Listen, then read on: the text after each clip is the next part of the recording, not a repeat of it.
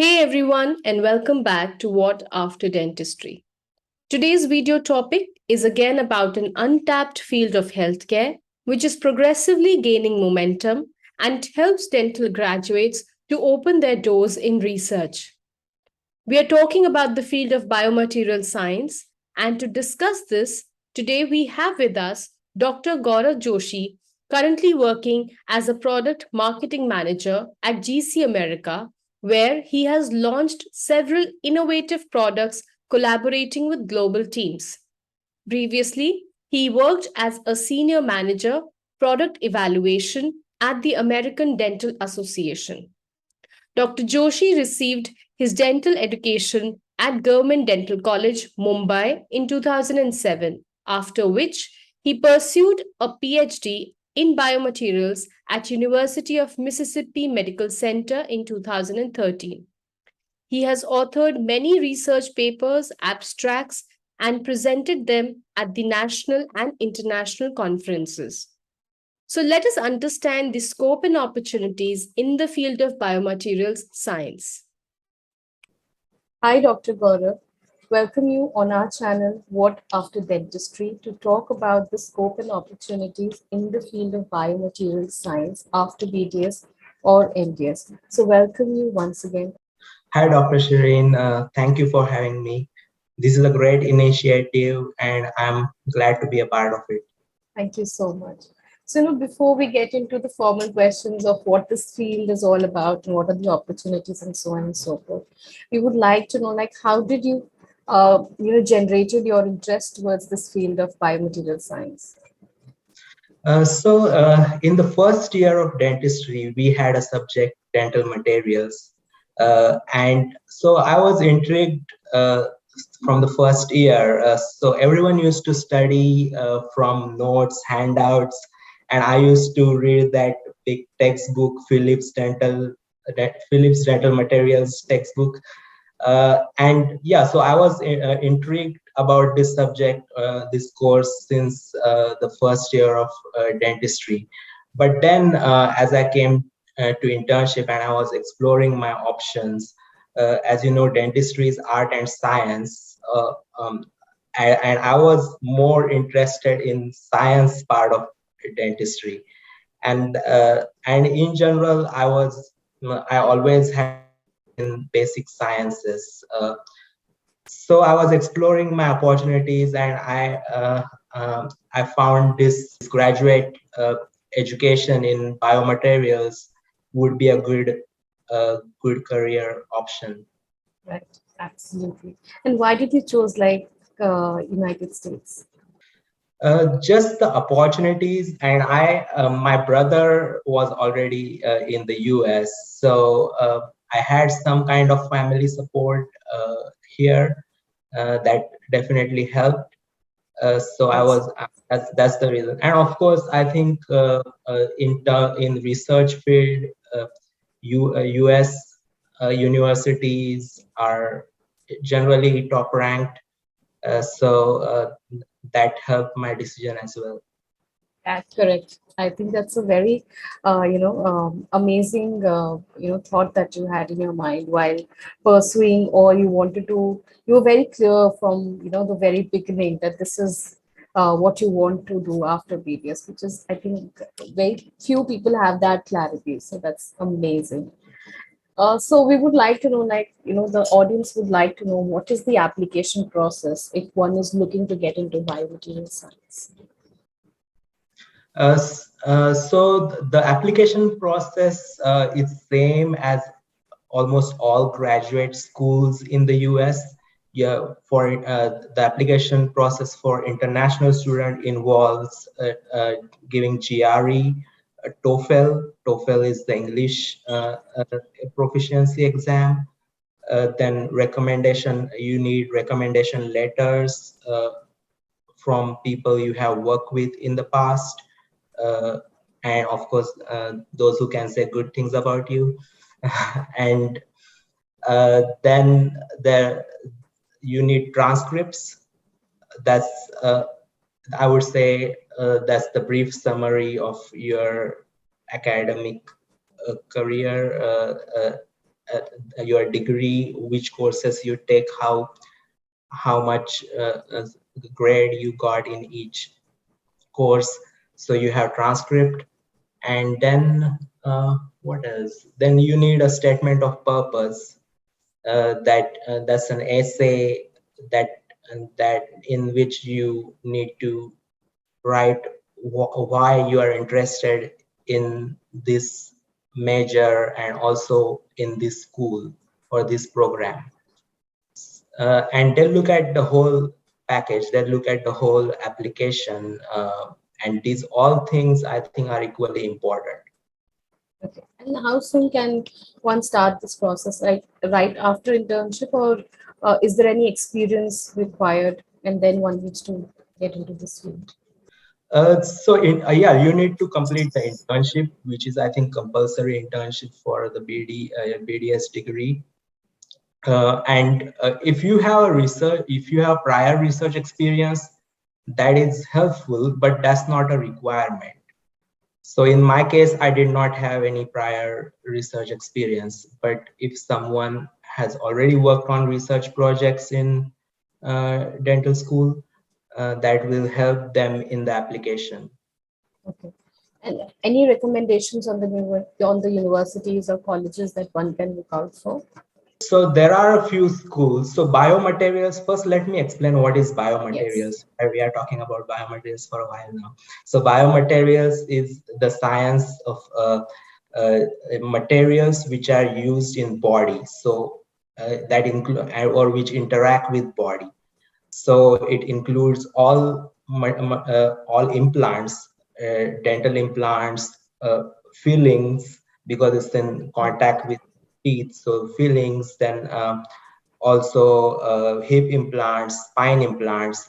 This all materials used in body that's the biomaterial science. Now, specifically, so there are many programs if you want to study biomaterial science, but we as dentists have interest particularly in dental biomaterials. So there are very few programs which are focused on dental biomaterials. And the program I studied from at University of Mississippi Medical Center uh, is one of them. So we have some professors we had some professors who had research interest in dental area, some professors who had research in orthopedic area or tissue engineering area. So we had a good mix of that. Uh, Also, there are other schools like University of Alabama at Birmingham or NYU, New York University. Uh, these are the few schools I know of, but there may be a few more. Okay. So when you say dental biomaterials, I mean, this course is designed specifically only on dental biomaterials, or it's like a specialization within the biomaterial space? So some courses are designed for dental biomaterials. Our course wasn't designed specifically for dental biomaterials. So I had colleagues who had biomedical engineering background or other backgrounds, and their research areas were also different than dental biomaterials. So I had those classmates. But there are some programs. I believe the program at UAB is more specific, or I think NYU program is also more specific about dental biomaterials. But the advantage, I believe, that from my program it gives you the holistic view, that it is not specific to dental. It is about material science and as it relates to body.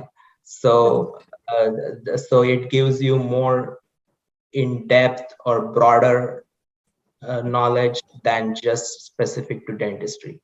So that's the advantage, I believe. But again, depends on your interest. If you want to if you are you want to stay specific to dental biomaterials, there are other programs available. Okay. Okay. So I think that's fair enough. I mean, it's always good to know the broader picture, and then if one has an interest towards one specific area, they can always specialize into that. And the research, their research projects also can be into those space. I think that's totally a personal decision that one can take while they're pursuing these kind of courses. Yeah, correct. Absolutely. So, I believe the master courses must be somewhere around 2 years. That would be the time duration that would be Yes, there. yeah. So typically it's 2 years, but depends on your thesis. Is it with thesis or without thesis? And that may add some time. So yeah, the program you can complete at your own pace, uh, typically 2 to 3 years. Okay. And how much is the cost involved? You can give an average So, cost that would. Uh, it really depends on the program. So in case of my program, I received a stipend, which took care of my tuition as well as my living expenses.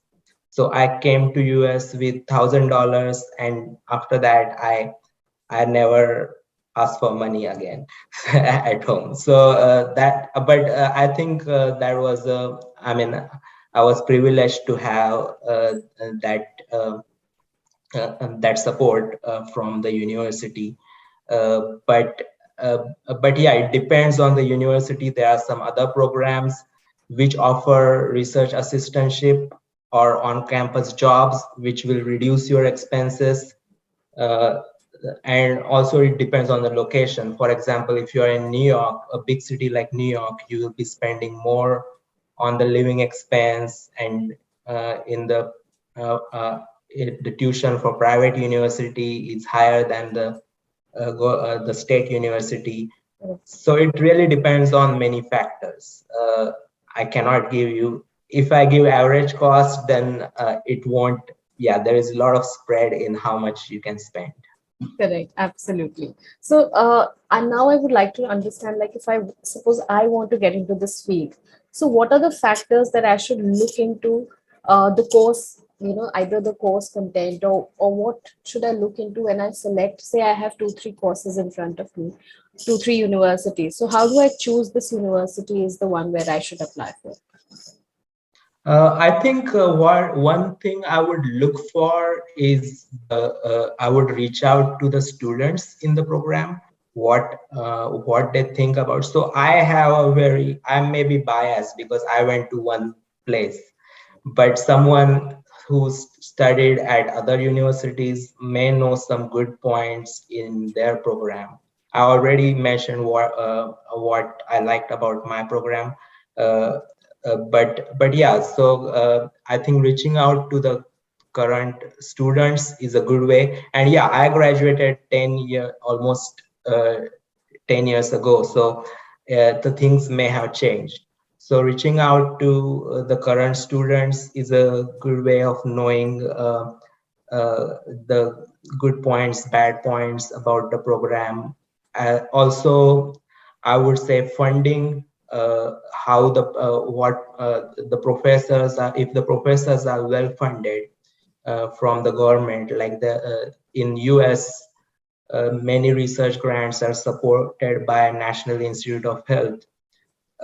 So you can find out how is the funding of professors, and that may help you getting the support like research assistantship in future. And also it will be good in terms of your research experience, like what work you will be doing, how impactful it is. Uh, that's I think yeah, so that's one of the other factor you can look into. That's you've mentioned it correctly, and you've pointed out the factors that one should look at. So all the audience, he has already illustrated the application process in terms of what exams you need to fill in, what are the prerequisites in terms of whether you need an experience or not. The kind of documents or the application forms that you would have to submit while you get into or you want to get the admission in the particular university. and the factors that will help you to choose the right course for you or the right university for you for this particular field of biomaterial science. So moving Yeah, ahead, and yeah, typically, all the universities have their own web yes, page with all this information, what they expect from the, what are the, they have a checklist of application materials. So accordingly, you can prepare beforehand. correct, absolutely. So, moving ahead, I would like to know, like, while I pursue the course in biomaterials, what are the skills as a student I should focus on so that I can excel in my career ahead? I think the skills that I personally benefited from were analytical skills. That those are very important in research. Uh, then you need perseverance from research. Things don't always go your way, so you need patience, perseverance to continue that or stay focused. So that is also one thing. It's not a skill, but probably a quality, I would say, that you must have. Yeah, correct. And also, I think, in Indian education system, especially when we do BDS, we are not well trained on the research part of dentistry. I mean, now things are changing a little bit. Now every, dental college is, or the departments within the dental college, they are supposed to have research projects going on. That's a mandate that has now come from DCI. But 10 years back, this was not the case. Hardly, I remember when I was pursuing dentistry, I was never a part of any research project. We were not even aware that there is research element in the dental field as well. So Yeah. I think, students coming from dentistry and switching to a research domain is completely, it's a different domain. So there are, are there any Yeah. other technical skills that one has to learn, any kind of tools that they would be working on while they perform or while they're conducting a research? Most of the times, again, you will, if you already know those tools, that's great.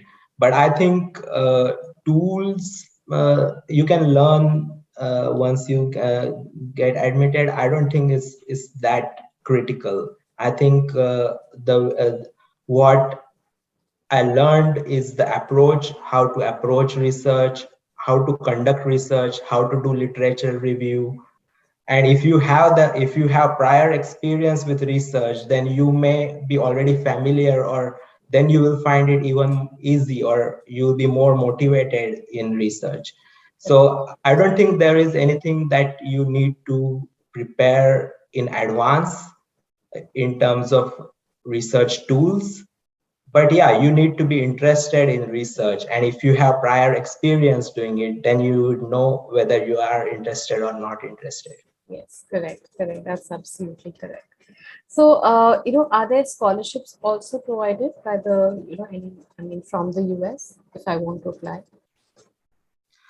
So scholarships, so you can call it scholarship. What I was getting a stipend that took care of tuition, and so you may call it a scholarship. It was more of a, so I didn't do anything extra other than my own research, and I was getting paid. Okay, So that was one. But there are, I think, scholarships available as well. Uh, it all depends on the availability and program, university is specific to that. It's not like there are scholarships and you apply to it. okay, It's you have depends on the program, professor. If professor has funding, he has a grant, then you will most likely be getting paid through that grant. okay, okay. And I believe the program that one can apply right after BDS, it will be Masters of Science, right? Yes, that's Masters of Science. And do we have integrated programs also, like Master of Science and PhD integrated programs like that?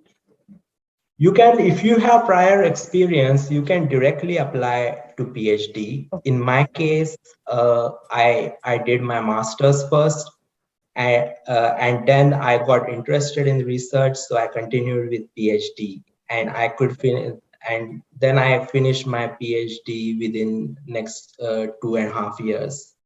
So it really depends on your background, how your whether you can directly apply for PhD or.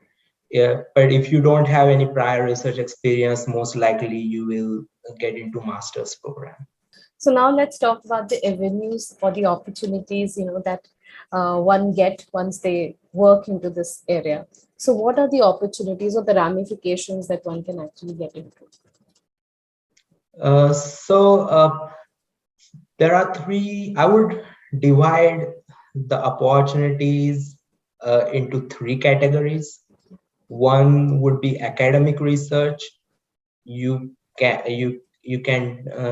be a professor, but it typically requires a lot of research. You typically cannot be a professor after masters. You need a PhD.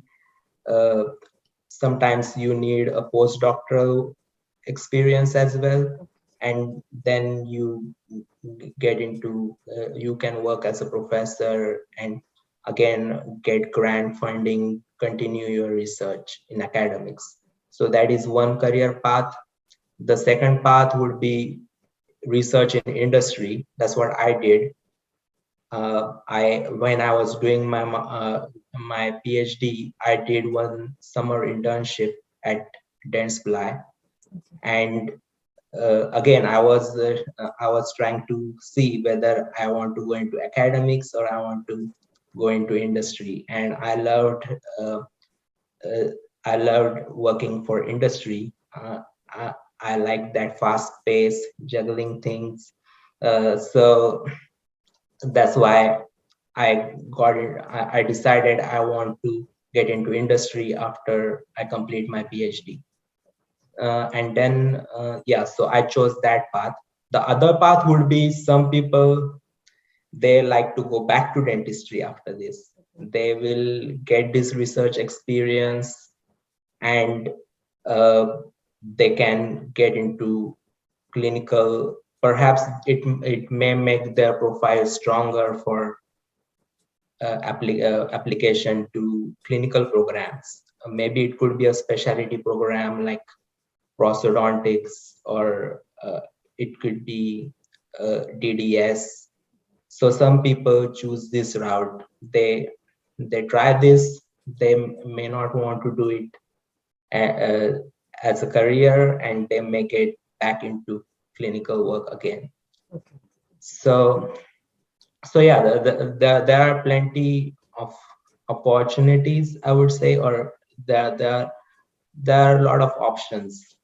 Okay, I think that's fair enough. So, all you audience, if you are interested in this field, you can work as an academician or a researcher. You can also join the industry-based, the corporate, get into the corporate world and get things going into the organizations which work into this space. And if you want, you can always go back to dentistry, do masters in dentistry, and get things going. So it's totally up to you what kind of role or career path you would want to choose for yourself. So, I just wanted to know, suppose, like you said, your intention or your interest area lies towards working in the industry. So, if you want to work in the industry, do these colleges or universities, they give you campus placements? No, there is no campus placement as such. You have to network. You have to know people. Of course, the professors support you. They can give you recommendation letters, or they can, if they know someone, they can get you in touch with that person. But again, there is no campus placement as such. You have to network and find your own job. Okay. So, are there job portals for that? I'm sure they would be in US as well. Yes, there are no job searches job portals specifically for this, or there may be that I'm not aware of. But I found, I'm in LinkedIn. most jobs are on LinkedIn these days. Uh, Back then, when I was looking for jobs, LinkedIn was still there, but not the main source, probably Indeed or one of the websites, job websites where I found the jobs. Okay, okay. I think Indeed and more at that time, Monster, Indeed, these were the ones that were more Mhm. people were actually getting to. Social media had just started. It was not that extensively used 10 years back. Yes. Yeah, so Mhm. correct. So now talking about, say, someone who's pursuing this course in the United States and they would like to come back to India. So are there opportunities in India as well? I know a couple of students from my program who finished their masters or PhD and they came back to India. So there are certainly opportunities. They may be The opportunities may be less in India as compared to in the US. But yeah, I think you are able to find opportunities for sure. Okay, okay. And I think there is more research happening in India now. Yes. Uh, yeah, I believe there are opportunities. Yeah, like I said, research is now increasing in India, and like people are more inclined towards conducting various researches, and you can also apply, in as an individual researcher for grants, and then like very government initiatives or like direct grants or grants by ICMR where one can apply. So that's one field that is now opening up. So when you say industry-based opportunities, does it also open up the route for the administration part of these kind of organizations, like getting into marketing or maybe getting into some other zone or maybe in some other administration-related department? With some experience, you can get into that as well. Okay. Yeah, so yeah, your role can evolve, and your career can evolve from there. For example, I was in R&D before I was in research for a few years, and then I transitioned to marketing. Okay.